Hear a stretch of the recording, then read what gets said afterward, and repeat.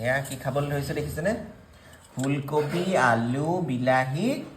আৰু কি বুলি ভাবিছে লগতে মাছৰ জোল বুলি ভাবিছে হয় নহয় মাছ কিন্তু নাই এয়া সুদা ফুলকবি আৰু আলু জোল এইটো হা মাছ অনা দেৰি হ'ল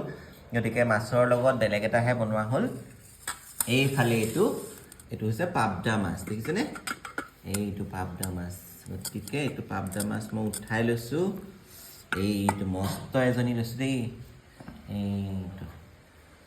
অকণমান ইয়াৰ মই অজয়ে বনাইছে এইটো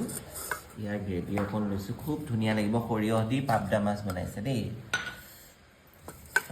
দেখিছেনে গ্ৰেভি লৈ ল'লোঁ তাৰপিছত এইফালে অকণমান লৈ ল'লোঁ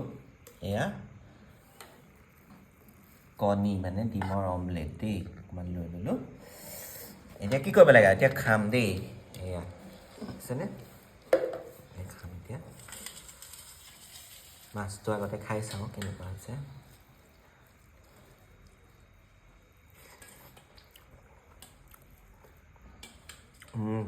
বৰ ধুনীয়া হৈছে পাবদা মাছ আৰু সৰিয়হ বটা দি বনোৱা ভাপত বনাইছে বিৰাট টেষ্টি হৈছে খাবলৈ কিন্তু এতিয়া এই মাছটো বৰ ধুনীয়াও লাগে খাই গতিকে আজি মেকআপ আছিলে আজি হালধি চেৰিমনি মেকআপ আছিলে তাৰপৰা আহি আৰু লৰালৰিকৈ ইয়াকে বনোৱা গ'ল গতিকে খাই আছোঁ কেনেকুৱা লাগিছে বাৰু দেখি ভাল লাগিছেনে তাৰপিছত ফুলকবি এডোখৰ খাই মই অকণ ডাঙৰকৈ দিবলৈ ভাবিছিলোঁ কিন্তু ডাঙৰকৈ দিয়া নহ'ল আৰু ডাঙৰ হ'লে ভাল লাগে ফুলকবিটো